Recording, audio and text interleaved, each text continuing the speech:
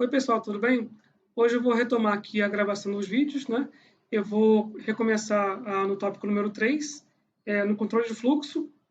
E aqui eu espero contemplar uma parte muito importante que vai ser útil para a programação de vocês aí na disciplina de métodos numéricos. Então, dentro do Python, eu tenho a possibilidade de fazer dois tipos de controle, que é o controle lógico e o controle iterativo, tá? Ambos tipos de controle me permitem tomar decisões dentro do código. Então, a gente vai escrever o nosso código em linha, em texto, e esse texto vai trazer algumas estruturas especiais, tá? Por exemplo, eu posso chegar nesse bloco aqui, que eu vou chamar de número 1, e ter duas opções, né? Dois caminhos, o caminho A e o caminho B. Né? Quem me permite fazer essa decisão aqui de um passo ou outro dentro do código vai ser o tipo de controle lógico, né? O controle lógico ele vai ter uma decisão a ser feita baseando numa condição, tá? E aqui quem vai permitir fazer esse tipo de mudança, né, de caminho, vai ser o if, por exemplo. E um outro exemplo de controle iterativo, no caso agora controle iterativo dentro do programa, se eu estivesse aqui iterando entre o bloco 1 e B, né, 1 e o B aqui, seriam, por exemplo, um for ou um while. Eu posso ter as duas formas de fazer um controle iterativo. Então, a gente vai ver isso aqui agora nesse tópico, controle de fluxo, e nesse vídeo eu vou focar apenas no if. Tá? Então, o controle lógico, ele vai ser uma execução condicional, né? Eu vou ter blocos de código, aí no caso aqui no exemplo está com dois blocos apenas, né? Mas eu posso ter mais de uma opção. E a depender da condição que eu vou atender para um bloco ou outro, o meu código vai tomar um caminho diferente. Tá? Então, no caso de um controle lógico, eu vou sempre parar na primeira condição que é verdadeira. Tá? Quando eu encontro uma condição verdadeira, eu vou executar o código, a linha de comando que está dentro dessa condição. E as outras condições são ignoradas. Então, dentro do Python, a gente vai ter algumas estruturas, tá? Eu vou focar na primeira aqui, na estrutura que é o if, elif e else, aqui é uma estrutura condicional. Só que eu também tenho outras possibilidades, que é o try and except, ou o uso de dicionários. Tá? Eu não vou entrar no mérito desses dois aqui, mas eles são muito importantes. Só para exemplificar o uso do dicionário, eu posso ter uma coleção de eventos que podem acontecer dentro do dicionário, tá?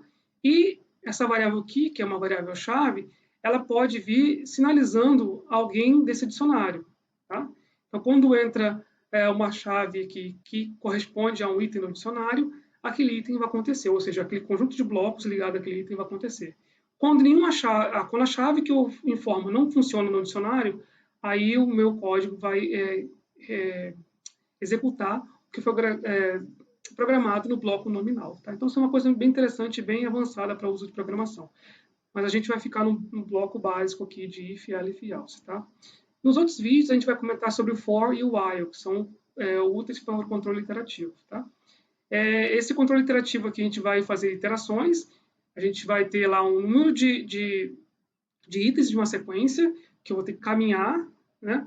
Então, enquanto eu tiver uma sequência para caminhar, aquele código vai funcionar. Então, ele vai ser o número de vezes que ele vai ter um loop ali.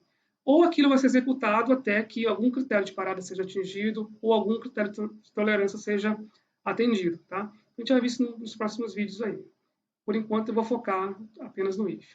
Independente do tipo de controle que a gente vai trabalhar, eu tenho que levar em conta que no Python tem uma estrutura importante que se chama indentação. Tá? A indentação ela vai permitir fazer uma estrutura aí no código e vai permitir diagramar o código. Tá? E ela é mais do que apenas um estilo. Ela me permite, por exemplo, definir qual é o bloco para um if, para um for ou para um while. Tá? Então, eu vou conseguir, dentro do meu código, deixar mais definido qual é o bloco que está ligado àquele if, ou àquele while, ou àquele for. Em algumas linguagens de programação, a gente já tem aí a possibilidade de fazer isso, tá? Usando o do e o end, o begin e o end, ou as chaves aí, como se faz no C. No Python, a gente não vai ter um código para finalizar aquela chave de fluxo, que no caso vai ser o if aqui agora, tá? Então, o que vou permitir entender quando que começa o if e quando termina, através da indentação. Então, a indentação vai ser um recuo de texto. Então, o texto vai ter recuado mais para a direita. Tá? Então, enquanto estiver escrevendo o texto na primeira coluna, ele não tem indentação, né? Ou seria uma indentação zero. Mas a partir do momento que eu começo a jogar o texto para a direita, tá? Eu estou fazendo um recuo e esse recuo me permite identificar quais são as linhas que estão alinhadas naquele recuo e as linhas que estão ali alinhadas, elas ajustadas, né? Elas estão ligadas ao mesmo bloco de código, tá? Vai ficar mais claro quando a gente vê os exemplos ali. No Python a gente tem essa vantagem, tá? Mas ele, como eu falei, ele não é uma questão apenas de estilo dentro do Python.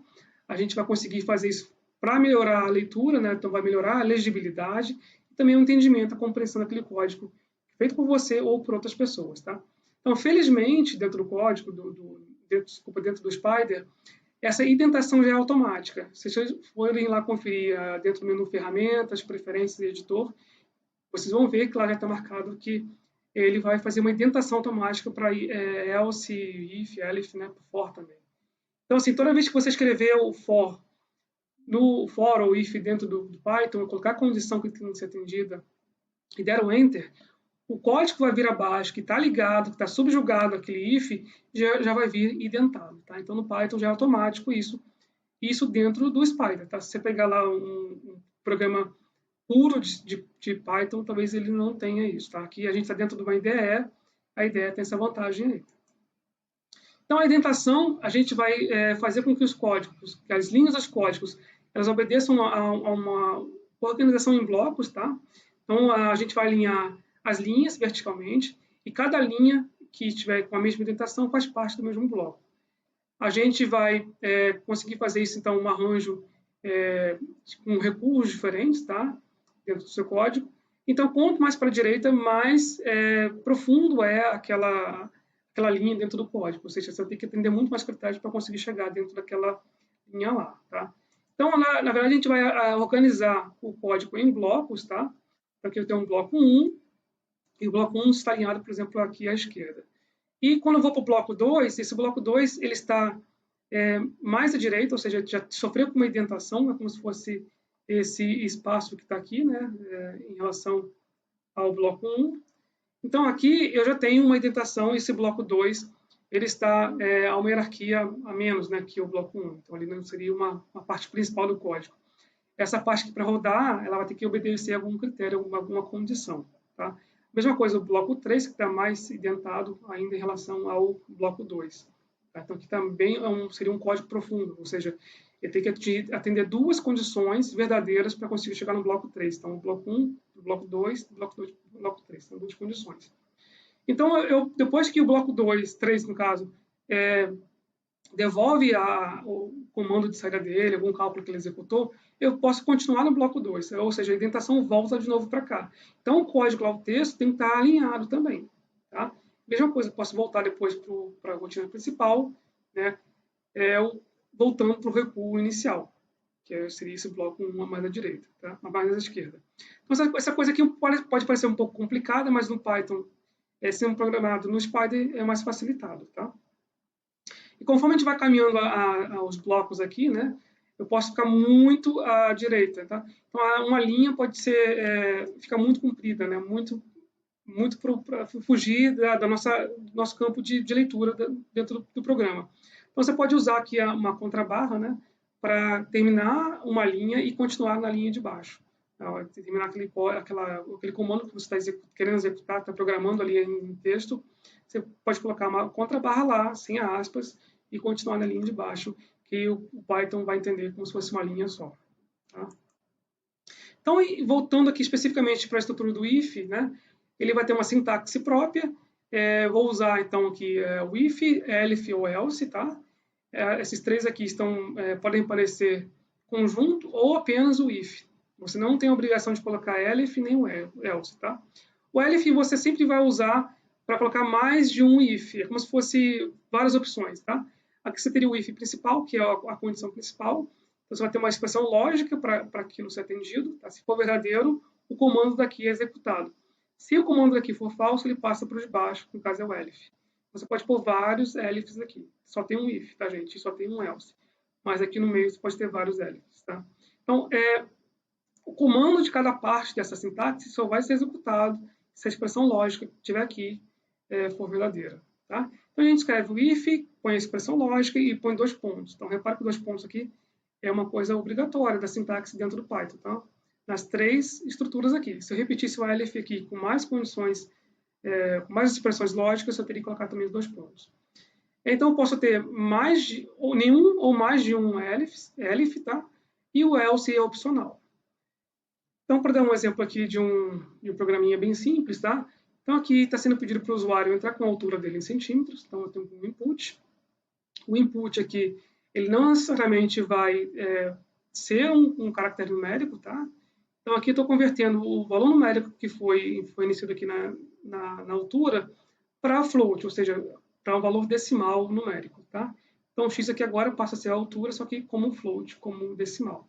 E esse x aqui que vai ser o que a gente vai usar para classificar a altura da pessoa, tá? Então, aqui eu tenho a primeira linha da sintaxe, que é o if. Então, if x menor ou igual a zero, ou seja, aqui tem uma expressão lógica. Estou querendo comparar o x com o zero, tá? Se isso aqui for verdadeiro, ou seja, se x informado aqui em cima for menor que zero, eu vou imprimir na tela uma informação que é a seguinte: digite uma altura válida. Tá? Pessoal, isso aqui, essa barra N, é só para poder fazer o print sair na linha de baixo. Como se eu tivesse dado um Enter antes de imprimir na tela aquela frase ali. Tá? Então, se o x for menor que zero, se for verdadeiro, eu faço esse comando aqui. Tá? Se isso aqui não for verdadeiro, ele vai passar para a linha de baixo. Então, eu vou comparar agora o x com 170 centímetros, 1,70 m. Tá? Se o x que foi informado aqui em cima for exatamente igual a 170, eu vou ter essa expressão lógica como verdadeira e vou poder imprimir. Você tem uma altura média. Tá? Aí, novamente, se isso aqui não for verdadeiro, eu passo para a linha de baixo. Então, eu posso pôr mais de um elif. Aqui ele vai comparar se a altura informada tem mais de 170. Se for verdadeiro isso aqui, né, se isso aqui tiver um resultado verdadeiro, eu vou poder imprimir, então, o que está aqui embaixo. Tá? Repare que ele só foi passando para baixo, ele só passa para as outras condições lógicas quando eu tenho alguma coisa que não é verdadeiro. Tá? Então, se isso aqui não é verdadeiro, eu passo para de baixo. Se isso não é verdadeiro, eu vou passando assim em seguida. Tá? Se eu vou seguir uma ordem aqui. E quando ele encontra o primeiro que é verdadeiro, ele para e já faz aquele comando que está programado lá. E quando nenhum é verdadeiro, ele usa o else. Então, o else então, seria o contrário de todos os outros. Tá? Então, aqui, se a altura não é negativa, né? Ou seja, se eu informei um valor válido, se eu informei um valor válido, eu passo por debaixo. Se o x informado não corresponde a esse valor, ele vai passar por debaixo. Tá? Se o valor que informado aqui não é maior que 170, for maior que 170, menor que 170, ele vai informar que você é baixo. Então, é bem simples fazer esse programinha aqui e a gente consegue entender facilmente. E aqui a gente tem já uma indentação aqui, olha. Eu tenho aqui o comando e só vai ser executado com esse elif o que está indentado aqui. Tá? A mesma coisa que esse elif tem essa indentação que está aqui. Então, eu vou seguir sempre a indentação de cada código, de cada comando, para poder executar. Então, ele só vai, se isso aqui for verdadeiro, ele só vai executar o que tiver escrito aqui alinhado a essa linha. Tá? Então, gente, é bem simples, mas a gente aprende melhor quando vai programar na prática. Aí, tá? Vocês já devem ter visto em Pascal, uma estrutura parecida com essa, mas aqui no Python a única diferença é a tal da indentação. Tá? Aí eu deixei para vocês fazerem esse probleminha, que é uma equação de segundo grau, 2x elevado ao quadrado, mais 3x mais 1. E aqui você pode calcular qual é a raiz desse sistema, estou usando aí os coeficientes, você tem A, B e C. E usando então a fórmula de Bhaskara, você consegue calcular facilmente as raízes desse sistema. Aí, o que eu peço para vocês fazerem é, em função desses coeficientes, classificar também o tipo de raiz. Tá? A gente sabe que consegue calcular, por exemplo, o discriminante, que é o delta desse sistema, né? Você tem o delta lá, que é b ao quadrado, é menos 4ac. Em função do delta, se ele é positivo, se ele é negativo, se ele é igual a zero, você consegue dizer se tem raízes reais distintas, raízes reais repetidas ou complexas. Aqui eu já deixei pronto para vocês o programa, tá? Vocês podem copiar, mas eu aconselho que vocês, eu prefiro que vocês implementem um código usando aí o if, elif e else, tá?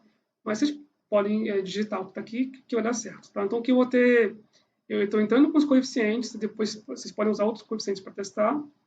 calculando o delta, em função do delta eu calculo as raízes e comparando aqui o delta com zero, se ele é maior que zero, se ele é igual a zero ou se ele é menor que zero, eu consigo classificar as raízes, tá? E se nenhum delta aqui corresponder a essa comparação, eu tenho um else aqui embaixo, tá? Que vai dizer que eu tenho que informar algum valor, que algum valor tem que ser definido para delta, tá? Então, vocês podem brincar com isso aqui. Só vale também destacar que aqui eu importei a biblioteca CMF, tá? Ela é uma biblioteca matemática para números complexos. Como aqui, a depender do valor do coeficiente da função, eu posso ter raízes complexas. Então, eu tenho aqui que calcular também a raiz do delta, tá? Como está aqui. Aqui eu importei a biblioteca CMF e aqui estou usando o SQRT, que é o square root, que é a raiz quadrada da biblioteca. Então, e essa biblioteca já está preparada para números complexos, tá? Então, vai ser bem fácil agora de vocês implementarem e entender melhor essa estrutura aqui do if, elif e else, tá? Então, gente, eu espero que tenha sido claro a aplicação desse controle de fluxo. É um controle de fluxo lógico, então você sempre tem uma comparação com alguma condição. Se aquela condição for verdadeira, o comando que está abaixo é executado. Se ela não for verdadeira, se ela for falsa, a gente passa para a comparação seguinte e assim por diante. Tá bom? Então eu paro por aqui e volto no próximo vídeo falando do for e do while. Até mais.